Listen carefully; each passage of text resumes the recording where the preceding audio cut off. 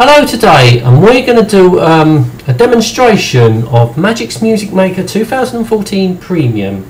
I had this for a little while actually. Not done no music on it as such. Well, I have, but it's a remake of one that I used to have years ago, which is where I started from, was Magix Music Maker 2. All those years ago I was using 2 to start with. Yes, quite a lot has changed since then, but it's the same general thing. You have your track layout, your arranger.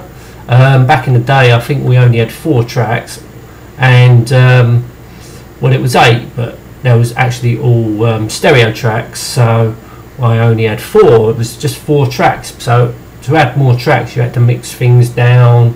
It did get a little bit complicated because also my PC was very limited at the time, and obviously hard drive space, memory, all sorts of things really, so you had to mix things down to conserve hard drive space, and memory was only 16 megabytes, so basically I couldn't run it in the highest of quality, so it was a little bit tricky, but I got into it, and when I got better PCs, it got better. But by then I've moved to EJ software. But then I come back to Magix Music Maker because I just thought it was a good software, and I've got the latest one. I think it's the latest at the moment, unless they're brought out a 2015 version. I don't know. So basically we got our arranger here.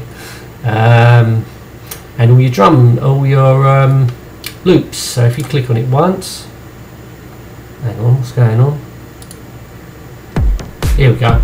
So you get to hear the sample. Yeah. So we're in. There is, the thing is, you can get a lot more than this. This is because I think it uses wave samples, MP3s. Whatever samples you want. Let's stop that because it loops it over. So I think we've only got 3 different samples loaded into the computer at the moment, but as I say, I've got untold wave samples, even from when I had it back in the 90s when I was using Magix Music Maker 2. I've still got the samples from that, which are wave samples. So yeah, I ain't used hardly any of the features on it, because basically all I do is just go through the let's have a look at dance bass lines. So yeah, so interesting samples. There's not a lot when you get your first, I think when you buy it you don't get many samples, but you can get older samples. Samples are easy to get. Let's say you can use waves and whatever, MP3s, whatever you want. But I've got lots and lots of wave samples, as I say. So if I go into computer, where's my? Hey, where is all my drives? Here we go. I'll drive 2, and if we go down to wave sounds. As we see, all these are folders, and I've got quite a lot of different wave samples. So they're all basically, yeah, there's a lot, but there's just a folder. I've probably got about over 20-30,000 different samples, so a lot to make. But I'm not going to go into that. But you know, if you like making music, try this. If you're just a beginner or a novice, this will get you into it. You know, if you're a pro, forget it. You know, pros use keyboards, guitars, whatever. They got instruments, and they probably use thousands of pounds worth of software. But we're not going to go into that. I mean, if you want to get into music making, this is a good piece of software to use.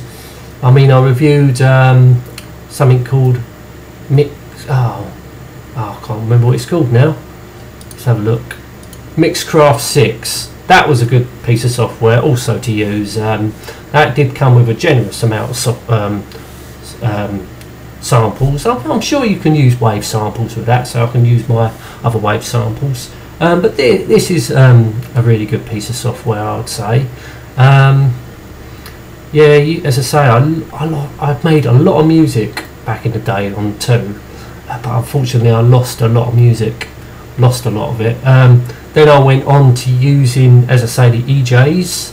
Then I remixed a lot of my old Magix stuff on Sonic Foundry Acid, which is a lot more advanced because you can do more stuff. And I think the later ones you can use MIDI keyboards and whatever. Probably can with this. So we got other stuff on this, additional stuff. As instruments, we've got all this different stuff. Oh, they're just. Can we load it? So there, basically, here we go. We got all different filters and stuff. So this is the Magix synth track. So basically, we've got a lot more to deal with keyboards. Somehow I can't use my keyboard. Perhaps I've got because I installed this, but I don't think I